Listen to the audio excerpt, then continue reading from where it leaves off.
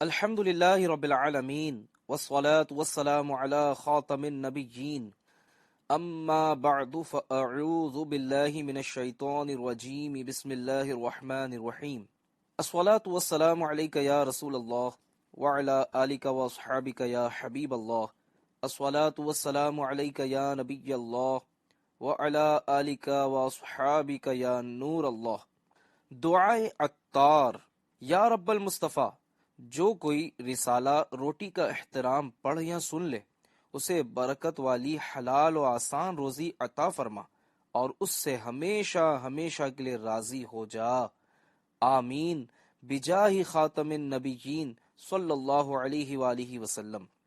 درود شریف کی فضیلت۔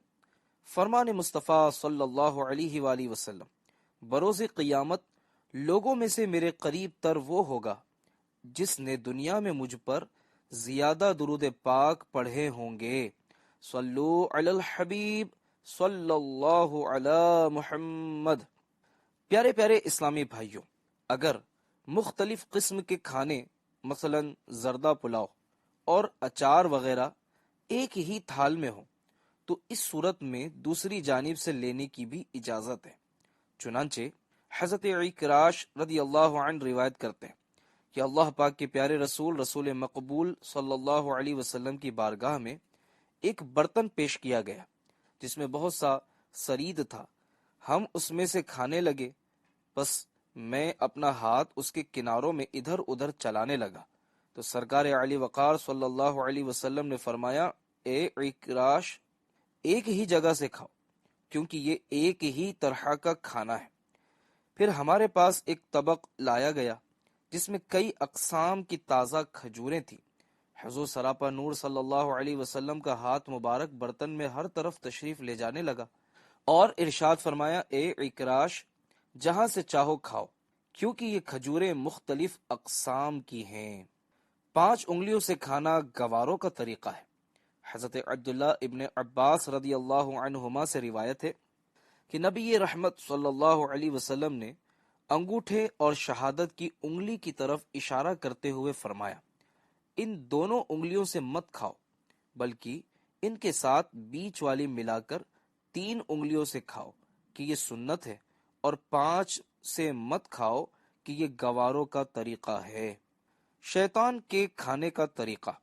حضرت ابو ہریرہ رضی اللہ عنہ سے روایت ہے، سرکار دو عالم صلی اللہ علیہ وسلم کا فرمان معظم ہے، 1 انگلی سے کھانا شیطان کا اور 2 انگلیوں سے کھانا متکبرین مغرور لوگوں کا اور 3 انگلیوں سے کھانا انبیاء علیہم السلام کا طریقہ ہے۔ سرکار مدینہ صلی اللہ علیہ وسلم بعض اوقات 4 مبارک انگلیوں سے بھی کھانا تناول فرماتے تھے۔ 3 انگلیوں سے کھانے کا طریقہ۔ پیارے پیارے اسلامی بھائیوں، 3 انگلیوں سے کھانے سے نوالا چھوٹا بنے گا۔ چھوٹا نوالا چبانا آسان رہے گا۔ جتنا بہتر طریقے پر چبائیں گے اتنا ہی منہ سے نکلنے والا ہاضم لعاب اس میں شامل ہوگا اور اس طرح کھانا جلدی ہضم ہوگا۔ حضرت علامہ علی قاری رحمت اللہ علیہ فرماتے ہیں، 5 انگلیوں سے کھانا حریصوں کی علامت ہے۔ روٹی 3 انگلیوں سے کھانا زیادہ دشوار بھی نہیں، فقط تھوڑی توجہ کی ضرورت ہے۔ البتہ چاول 3 انگلیوں سے کھانا تھوڑا سا دشوار ہوتا ہے، مگر دینی ذہن رکھنے والے عاشقان سنت کے لیے یہ بھی کوئی مشکل بات نہیں۔ یقیناً سنت ہی میں عظمت ہے۔ بڑے نوالوں کی حرص میں 5 انگلیوں سے کھانے کے بجائے تربیت کی خاطر سیدھے ہاتھ کی بنسر یعنی چھنگلیاں کے برابر والی انگلی کو خم کر کے اس میں ربر بینڈ پہن لیجئے، یا روٹی کا ایک ٹکڑا چھوٹی انگلی اور بنسر سے ہتھیلی کی طرف دبائے رکھیے۔ اگر جذبہ صادق ہوا تو انشاءاللہ 3 انگلیوں سے کھانے کی عادت بن جائے گی۔ جب 3 انگلیوں سے کھانے کی عادت ہو جائے تو اب ربر بینڈ اور روٹی کا ٹکڑا ہتھیلی کی طرف دبانے کی حاجت نہیں۔ اگر چاول کے دانے جدا جدا ہوں اور 3 انگلیوں میں ان کا نوالا بن ہی نہ پاتا ہو تو اب 4 یا 5 انگلیوں سے کھا لیجئے، مگر یہ احتیاط ضروری ہے کہ ہتھیلیاں آلودہ نہ ہوں بلکہ انگلیاں بھی جڑ تک آلودہ نہ ہوں۔ چمچے کے ساتھ کھانے کی حکایت۔ چھری کانٹوں اور چمچوں کے ساتھ کھانا خلاف سنت ہے۔ ہمارے اسلاف چمچے کے ساتھ کھانے سے پرہیز کرتے تھے، کیونکہ سرکار مدینہ صلی اللہ علیہ وسلم سے 3 انگلیوں کے ساتھ کھانا ثابت ہے۔ حضرت امام ابراہیم باجوری رحمت اللہ علیہ فرماتے ہیں، ایک بار عباسی خلیفہ مامون الرشید کے سامنے چمچوں کے ساتھ کھانا پیش کیا گیا۔ اس وقت کے قاضی القضاء حضرت امام ابو یوسف رحمت اللہ علیہ نے کہا، اللہ پاک پارہ 15 سورہ بنی اسرائیل کی آیت نمبر 70 میں ارشاد فرماتا ہے، وَلَقَدْ كَرَّمْنَا بَنِي آدَمَ، ترجمہ کنز ایمان، اور بے شک ہم نے اولاد آدم کو عزت دی۔ اے خلیفہ، اس آیت کریمہ کی تفسیر میں آپ کے دادا جان حضرت عبداللہ ابن عباس رضی اللہ عنہما فرماتے ہیں، ہم نے ان کے لیے انگلیاں بنائی جن سے وہ کھانا کھاتے ہیں، تو اس نے ان چمچوں کو ترک کر کے انگلیوں سے کھایا۔ پیارے پیارے اسلامی بھائیوں، اگر غذا ہی ایسی ہے، مثلا فرنی یا رقیق یعنی پتلی دہی وغیرہ، کہ انگلیوں سے کھائی نہیں جا سکتی اور پی بھی نہیں سکتے، یا ہاتھ میں زخم ہے یا ہاتھ میلے ہیں اور دھونے کے لیے پانی میسر نہیں، تو پھر ضرورتاً چمچے کی اجازت ہے۔ اسی طرح گوشت کا پکا ہوا بڑا ٹکڑا یا ران وغیرہ کو چھری سے کاٹ کر کھانے کی بھی اجازت ہے۔ اپینڈکس کا علاج ہو گیا۔ پیارے پیارے اسلامی بھائیوں، کھانے کی سنتیں اپنی زندگی میں نافذ کرنے کے لیے مدنی قافلے میں سفر کو اپنا معمول بنا لیجیے۔ معاشرے کے کئی بگڑے ہوئے افراد دعوت اسلامی کے مدنی قافلے میں سفر کی برکت سے الحمدللہ راہ راست پر آ چکے ہیں۔ چنانچہ متھرا ہند کے ایک اسلامی بھائی دینی ماحول میں آنے سے پہلے ایک ماڈرن نوجوان تھے۔ فلمیں ڈرامے دیکھنا ان کا مشغلہ تھا۔ انہوں نے مکتبۃ المدینہ سے جاری ہونے والے بیان کی کیسٹ، ٹی وی کی تباہ کاریاں سننے کا شرف حاصل کیا، جس نے ان کی کایا پلٹ دی، اور وہ دعوت اسلامی کے دینی ماحول سے منسلک ہو گئے۔ ایک بار انہیں اپینڈکس کی بیماری ہو گئی اور ڈاکٹر نے آپریشن کا مشورہ دیا۔ وہ گھبرا گئے۔ ایسے میں دعوت اسلامی کے ایک مبلغ کی انفرادی کوشش کے نتیجے میں زندگی میں پہلی بار عاشقان رسول کے ساتھ دعوت اسلامی کے سنتیں سیکھنے سکھانے کے 3 دن کے مدنی قافلے کے مسافر بن گئے۔ الحمدللہ مدنی قافلے کی برکت سے بغیر آپریشن کے ان کا مرض جاتا رہا۔ الحمدللہ ان کے جذبے کو مدینے کے 12 چاند لگ گئے۔ اب وہ ہر ماہ 3 دن کے مدنی قافلے میں سفر کی سعادت حاصل کرتے ہیں۔ ہر ماہ 72 نیک اعمال کا رسالہ جمع کرواتے ہیں اور مسلمانوں کو نماز فجر کے لیے جگانے کی خاطر گھوم پھر کر صدائے مدینہ لگاتے ہیں، یعنی فجر کی نماز کے لیے جگاتے ہیں۔ بے عمل با عمل بنتے ہیں سر بسر، تو بھی اے بھائی کر قافلے میں سفر، اچھی صحبت سے ٹھنڈا ہو تیرا جگر، کاش کر لے اگر قافلے میں سفر، صلو علی الحبیب صلی اللہ علی محمد۔ بغیر بے ہوشی کے آپریشن۔ پیارے پیارے اسلامی بھائیوں، دیکھا آپ نے مدنی قافلے میں سفر کی کیسی برکتیں ہیں۔ یاد رکھیے، بیماری اور مصیبت مسلمانوں کے لیے عام طور پر باعث رحمت ہوتی ہے۔ ابھی آپ نے سنا کہ اسلامی بھائی کو اپینڈکس کی تکلیف ہوئی، پھر شفا کا سبب مدنی قافلے کا سفر بنا۔ اس طرح وہ دینی ماحول میں رچ بس گئے، اور ان کا دینی ماحول میں خوب پکا ہو جانا یقیناً باعث استحقاق رحمت ہے۔ تکلیف آئے تو صبر کی کوشش کر کے خوب اجر و ثواب کمانا چاہیے۔ ہمارے بزرگان دین کے صبر فرمانے کا انداز اور اس پر ثواب و اجر کمانے کا جذبہ بھی کیا خوب تھا۔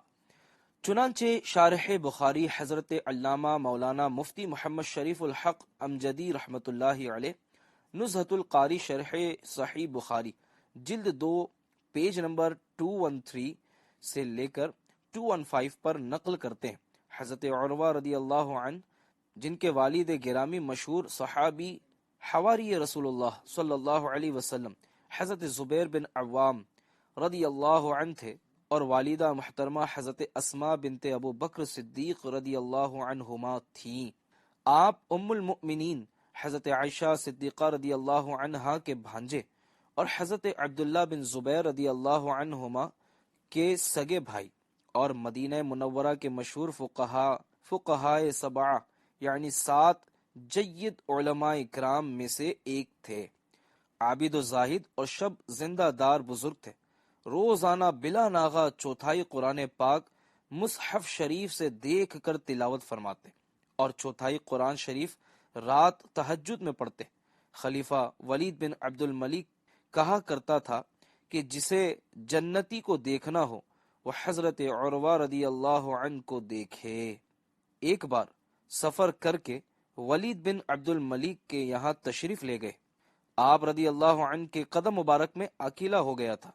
یہ وہ بیماری ہے جو عضو کو سڑا دیتی ہے۔ چنانچہ ولید نے مشورہ دیا کہ عمل جراحت یعنی آپریشن کروا لیجئے۔ آپ راضی نہ ہوئے مگر مرض پنڈلی تک بڑھ گیا۔ ولید نے عرض کی علی جاں اب تو پاؤں کٹوانا ضروری ہے ورنہ یہ مرض سارے جسم میں سرایت کر جائے گا۔ آپ راضی ہو گئے۔ چنانچہ طبیب آیا، اس نے کہا شراب پی لیجئے تاکہ کٹنے میں تکلیف کا احساس نہ ہو۔ فرمایا اللہ کی حرام کردہ چیز کے ذریعے مجھے عافیت نہیں چاہیے۔ عرض کی اجازت ہو تو کوئی خواب آور دوا دے دوں۔ فرمایا میں نہیں چاہتا کہ کوئی عضو کاٹا جائے اور مجھے تکلیف کا احساس نہ ہو۔ تکلیف اور صبر کے ذریعے ملنے والے اجر سے میں محروم رہ جاؤں۔ عرض کی گئی اچھا کچھ لوگوں کو اجازت دے دیجئے کہ آپ کو پکڑے رہیں۔ فرمایا اس کی بھی ضرورت نہیں۔ بالآخر پہلے پاؤں کا گوشت چھری سے اور پھر ہڈی آری سے کاٹی گئی، مگر آپ کا صبر و تحمل مرحبا زبان سے آہ تک نہ کی، مسلسل ذکر اللہ میں مصروف رہے، حتیٰ کہ جب لوہے کے چمچوں کے ذریعے زیتون شریف کے کھولتے ہوئے تیل سے زخم کو داغا گیا تو شدت درد کے سبب بے ہوش ہو گئے۔ جب ہوش میں آئے تو چہرہ مبارک سے پسینہ پونچھنے لگے اور کٹا ہوا پاؤں مبارک ہاتھ میں لے کر الٹ پلٹ کرتے ہوئے فرمایا اس ذات کی قسم جس نے مجھے تجھ پر سوار فرمایا، میں تیرے ذریعے کبھی کسی گناہ کی طرف نہیں گیا۔ جراحت یعنی آپریشن کی تمام کاروائی اس طرح ہوئی کہ ولید باتوں میں مصروف تھا، اسے خبر تک نہ ہوئی۔ جب داغنے کی بو پھیلی تب معلوم ہوا۔ شہزادے کی شہادت۔ اس سفر میں حضرت عروہ رضی اللہ عنہ کا دوسرا امتحان یہ ہوا کہ آپ کے شہزادے حضرت محمد بن عروہ رضی اللہ عنہما ولید کے استبل میں تشریف لے گئے تو کسی چوپائے نے مار کر شہید کر دیا۔ جب مدینہ منورہ واپسی ہوئی تو پارہ 15 سورۃ الکہف کی آیت نمبر 62 کا یہ حصہ تلاوت فرمایا۔ لقد لقینا من سفرنا ھذا نصبا، ترجمہ کنز ایمان، بے شک ہمیں اپنے اس سفر میں بڑی مشقت کا سامنا ہوا۔ حضرت عروہ کی سخاوت۔ حضرت عروہ رضی اللہ عنہ کے جود و سخاوت کا یہ عالم تھا کہ جب باغ میں پھل پک کر تیار ہو جاتے تو احاطے کی دیوار میں شغاف فرما دیتے، لوگ آ کر کھاتے اور باندھ کر بھی لے جاتے۔ آپ رضی اللہ عنہ جب اپنے باغ میں تشریف لے جاتے تو پارہ 15 سورہ کہف کی آیت نمبر 39 کا یہ حصہ ورد زبان ہوتا۔ وَلَوْلَا إِذْ دَخَلْتَ جَنَّتَكَ قُلْتَ مَا شَاءَ اللَّهُ لَا قُوَّةَ إِلَّا بِاللَّهِ، ترجمہ کنز ایمان۔ اور کیوں نہ ہو کہ جب تو اپنے باغ میں گیا تو کہا ہوتا جو چاہے اللہ، ہمیں کچھ زور نہیں مگر اللہ کی مدد کا۔ صلو علی الحبیب صلی اللہ علی محمد۔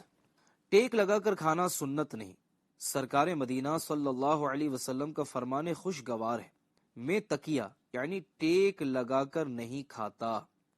حضرت ابو دردہ رضی اللہ عنہ سے روایت ہے، حضور اکرم صلی اللہ علیہ وسلم نے ارشاد فرمایا تم ٹیک لگا کر کھانا مت کھاؤ۔ یعنی ٹیک لگانے کی 4 صورتیں۔ نمبر 1، ایک پہلو زمین کی طرف کر کے یعنی دائیں یا بائیں جھکے ہوئے بیٹھنا۔ نمبر 2، 4 زانوں یعنی چوکڑی مار کر بیٹھنا۔ نمبر 3، ایک ہاتھ زمین پر رکھ کر اس پر ٹیک لگا کر بیٹھنا۔ نمبر 4، دیوار یا کرسی کی پشت وغیرہ سے ٹیک لگا کر بیٹھنا۔ یہ چاروں صورتیں مناسب نہیں۔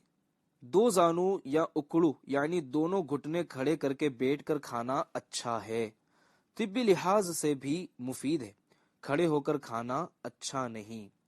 گری ہوئی روٹی اٹھا کر کھا لینا سنت ہے۔ چنانچہ ام المؤمنین حضرت عائشہ صدیقہ رضی اللہ عنہا فرماتی ہیں، نبی پاک صلی اللہ علیہ وآلہ وسلم مکان علی شان میں تشریف لائے، روٹی کا ٹکڑا پڑا ہوا دیکھا تو اس کو لے کر پوچھا، پھر کھا لیا اور فرمایا، عائشہ رضی اللہ عنہا، اچھی چیز کا احترام کرو، کیونکہ یہ چیز یعنی روٹی جب کسی قوم سے بھاگی ہے تو لوٹ کر نہیں آئی۔ پیارے پیارے اسلامی بھائیوں، آج کل ہر ایک بے برکتی اور تنگ دستی کا رونا روتا ہے۔ کیا بعید کہ روٹی کا احترام نہ کرنے کی یہ سزا ہو۔ آج شاید ہی کوئی مسلمان ایسا ہو جو روٹی ضائع نہ کرتا ہو۔ ہر طرف کھانے کی بے حرمتی کے دل سوز نظارے ہیں، شادی کی تقریبات ہو یا بزرگان دین رحمت اللہ علیہم کی نیاز کے تبرکات۔ افسوس، 100 کروڑ افسوس، دسترخوانوں اور دریوں پر بے دردی کے ساتھ کھانا گرایا جاتا ہے۔ کھانے کے دوران ہڈیوں کے ساتھ بوٹی اور مصالحہ برابر صاف نہیں کیا جاتا۔ گرم مصالحے کے ساتھ بھی کھانے کی کثیر اجزاء ضائع کر دیے جاتے ہیں۔ تھالوں میں بچا ہوا تھوڑا سا کھانا اور پتیلوں میں بچا ہوا شوربہ دوبارہ استعمال کرنے کا اکثر لوگوں کا ذہن نہیں۔ اس طرح کا بہت سارا بچا ہوا کھانا عموماً کچرا کنڈی کی نظر کر دیا جاتا ہے۔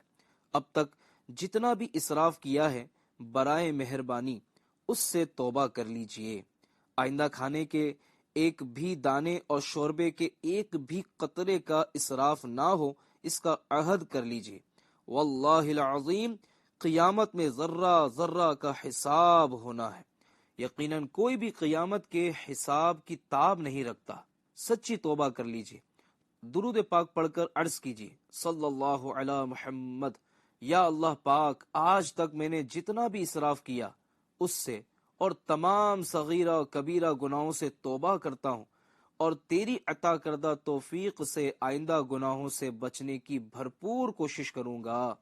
یا رب مصطفیٰ صلی اللہ علیہ وسلم، میری توبہ قبول فرما اور مجھے بے حساب بخش دے۔ آمین بجاہ خاتم النبیین صلی اللہ علیہ وسلم۔ صدقہ پیارے کی حیا کا، کہ نہ لے مجھ سے حساب، بخش بے پوچھے لجائے کو لجانا کیا ہے۔ پارہ 8 سورۃ الاعراف آیت نمبر 31 میں اللہ رب العالمین کا فرمان علی شان ہے۔ ترجمہ کنز ایمان، کھاؤ اور پیو اور حد سے نہ بڑھو، بے شک حد سے بڑھنے والے اسے پسند نہیں۔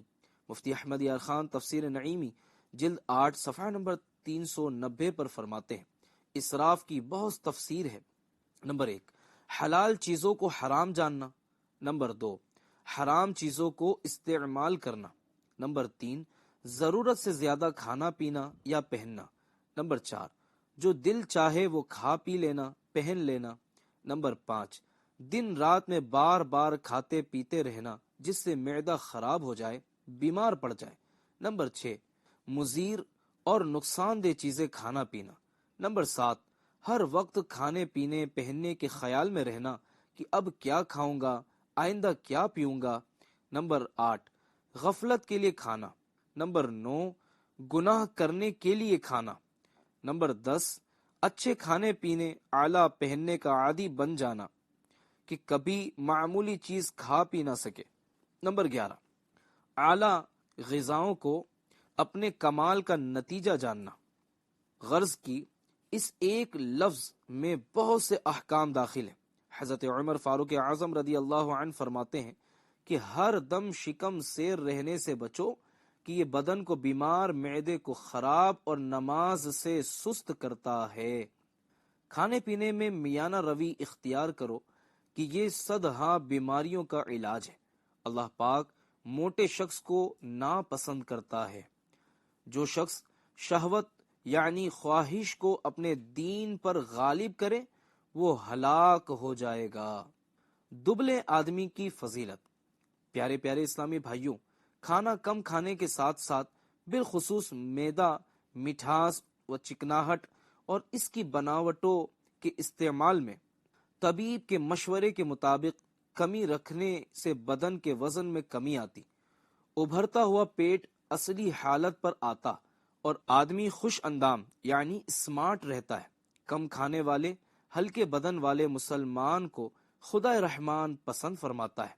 چنانچہ حضرت عبداللہ ابن عباس رضی اللہ عنہما سے روایت ہے، نبی کریم صلی اللہ علیہ وسلم نے ارشاد فرمایا، اللہ پاک کو تم میں سب سے زیادہ وہ بندہ پسند ہے جو کم کھانے والا اور خفیف یعنی ہلکے بدن والا ہے۔ پیارے پیارے اسلامی بھائیوں، عمل کا جذبہ بڑھانے کے لیے دینی ماحول ضروری ہے، ورنہ عارضی طور پر جذبہ پیدا ہوتا بھی ہے۔ اچھی صحبت کے فقدان یعنی کمی کے سبب استقامت نہیں مل پاتی، لہٰذا عاشقان رسول کی صحبت حاصل کرنے کے لیے مدنی قافلوں میں سفر کو اپنا معمول بنا لیجیے۔ الحمدللہ دعوت اسلامی کی برکت سے ہر طرف سنتوں کی دھوم دھام ہے۔ صلو علی الحبیب صلی اللہ علی محمد۔ لوگوں سے شرما کر سنت ترک نہیں کی جاتی۔ ہمارے صحابہ اکرام علیہم رضوان آقا نامدار صلی اللہ علیہ وسلم کی محبت میں گم رہا کرتے تھے۔ دنیا کی کوئی کشش اور بے وفا معاشرے کی کوئی جھوٹی مروت ان سے سنت نہ چھڑا سکتی تھی۔ چنانچہ حضرت حسن بصری رحمت اللہ علیہ فرماتے ہیں کہ حضرت معقل بن یسار رضی اللہ عنہ، جو کہ وہاں مسلمانوں کے سردار تھے، کھانا کھا رہے تھے کہ ان کے ہاتھ سے لقمہ گر گیا۔ انہوں نے اٹھایا اور صاف کر کے کھا لیا۔ یہ دیکھ کر گواروں نے آنکھوں سے ایک دوسرے کو اشارہ کیا کہ کتنی عجیب بات ہے کہ گرے ہوئے لقمے کو انہوں نے کھا لیا۔ کسی نے آپ رضی اللہ عنہ سے کہا، اللہ پاک امیر کا بھلا کرے، اے ہمارے سردار، یہ گوار ترچھی نگاہوں سے اشارہ کرتے ہیں کہ امیر صاحب رضی اللہ عنہ نے گرا ہوا لقمہ کھا لیا، حالانکہ ان کے سامنے یہ کھانا موجود ہے۔ انہوں نے فرمایا، ان عجمیوں کی وجہ سے میں اس چیز کو نہیں چھوڑ سکتا جسے میں نے سرکار مدینہ صلی اللہ علیہ وسلم سے سنا ہے۔ ہم ایک دوسرے کو حکم دیتے تھے کہ لقمہ گر جائے تو اسے صاف کر کے کھا لیا جائے، شیطان کے لیے نہ چھوڑا جائے۔ روح ایمان مغز قرآن جانے دیں، ہست حب رحمت للعالمین۔ خوب انفرادی کوشش کیجیے۔ پیارے پیارے اسلامی بھائیوں، دیکھا آپ نے جلیل القدر صحابی اور مسلمانوں کے سردار حضرت معقل بن یسار رضی اللہ عنہ سنتوں سے کس قدر پیار کرتے تھے۔ آپ نے عجمیوں کے اشاروں کی ذرہ برابر پرواہ نہ کی اور بے دھڑک سنتوں پر عمل جاری رکھا۔ اور آج بعض نادان مسلمان ایسے بھی ہیں کہ ماڈرن ماحول میں داڑھی مبارک جیسی عظیم الشان سنت کے ترک کو معاذ اللہ حکمت عملی تصور کرتے ہیں۔ حقیقی حکمت عملی یہی ہے کہ لاکھ برا ماحول ہو، اغیار کا زور ہو، بد مذہبوں کا شور ہو، کچھ ہی ہو، آپ داڑھی شریف، امامہ پاک اور سنت و بھرے سادہ لباس میں ملبوس رہیے۔ کھانے پینے اور روزمرہ کے معمولات میں سنتوں کا دامن تھامے رہیے۔ لوگوں کی اصلاح کے لیے انفرادی کوشش جاری رکھیے۔ انشاءاللہ چراغ سے چراغ جلتا چلا جائے گا، حق کا بول بالا ہوگا، شیطان کا منہ کالا ہوگا، ہر طرف سنتوں کا اجالا ہوگا۔ دولت دنیا کا ہر عاشق میٹھے مصطفیٰ صلی اللہ علیہ وسلم کا متوالا ہوگا۔ انشاءاللہ الکریم گھر گھر نور حبیب صلی اللہ علیہ وسلم کا اجالا ہوگا۔ خاک سورج سے اندھیروں کا ازالہ ہوگا، آپ آئیں تو میرے گھر میں اجالا ہوگا۔ ہوگا سیراب سرے کوثر و تسنیم وہی جس کے ہاتھوں میں مدینے کا پیالہ ہوگا۔ صلو علی الحبیب صلی اللہ علی محمد۔ اولاد کو کم عقلی سے بچانے کا نسخہ۔ اللہ کے محبوب دانۂ غیوب صلی اللہ علیہ وسلم کا فرمان خیریت نشان ہے، جو شخص دسترخوان سے کھانے کے گرے ہوئے ٹکڑوں کو اٹھا کر کھائے وہ فراخی کی زندگی گزارتا ہے اور اولاد کی اولاد کم عقلی سے محفوظ رہتی ہے۔ صلو علی الحبیب صلی اللہ علی محمد۔ تنگ دستی کا علاج۔ زبردست محدث حضرت حدبہ بن خالد رحمۃ اللہ علیہ کو خلیفہ بغداد مامون الرشید نے اپنے ہاں مدعو کیا۔ طعام کے آخر میں کھانے کے جو دانے وغیرہ گر گئے تھے، محدث موصوف چن چن کر تناول فرمانے لگے۔ مامون نے حیران ہو کر کہا، اے شیخ، کیا آپ کا ابھی تک پیٹ نہیں بھرا؟ فرمایا، کیوں نہیں؟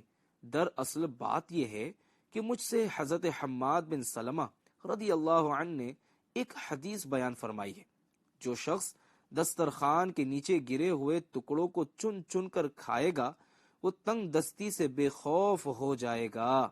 میں اسی حدیث مبارک پر عمل کر رہا ہوں۔ یہ سن کر مامون بے حد متاثر ہوا اور اپنے ایک غلام کی طرف اشارہ کیا تو وہ 1000 دینار رومال میں باندھ کر لایا۔ مامون نے اس کو حضرت حدبہ بن خالد رحمت اللہ علیہ کی خدمت میں بطور نذرانہ پیش کر دیا۔ حضرت حدبہ بن خالد رحمت اللہ علیہ نے فرمایا، الحمدللہ، حدیث مبارک پر عمل کی ہاتھوں ہاتھ برکت ظاہر ہو گئی۔ شرما کر سنتیں مت چھوڑیے۔ پیارے پیارے اسلامی بھائیوں، معلوم ہوا ہمارے بزرگان دین رحمت اللہ علیہم اجمعین سنتوں پر عمل کے معاملے میں دنیا کے بڑے سے بڑے رئیس بلکہ بادشاہ کی بھی پرواہ نہیں کرتے تھے۔ اس حکایت سے ہمارے ان اسلامی بھائیوں کو درس حاصل کرنا چاہیے جو لوگوں کی مروت کی وجہ سے کھانے پینے کی سنتیں ترک کر دیا کرتے ہیں، نیز داڑھی شریف اور امامہ مبارک کے تاج عزت کو سر پر سجانے سے کترا جاتے ہیں۔ یقیناً سنت پر عمل کرنا دونوں جہاں میں باعث سعادت ہے۔ کبھی کبھی دنیا میں ہاتھوں ہاتھ بھی اس کی برکتیں ظاہر ہو جاتی ہیں، جیسا کہ حضرت حدبہ بن خالد رحمت اللہ علیہ کو شاہی دربار میں سنت پر عمل کرنے کی برکت سے 1000 دینار مل گئے اور آپ مالدار ہو گئے۔ جو اپنے دل کے گلدستے میں سنت کو سجاتے ہیں، جو اپنے دل کے گلدستے میں سنت کو سجاتے ہیں، وہ بے شک رحمتیں دونوں جہاں میں حق سے پاتے ہیں۔ صلو علی الحبیب صلی اللہ تعالی علی محمد صلی اللہ علیہ وآلہ وسلم۔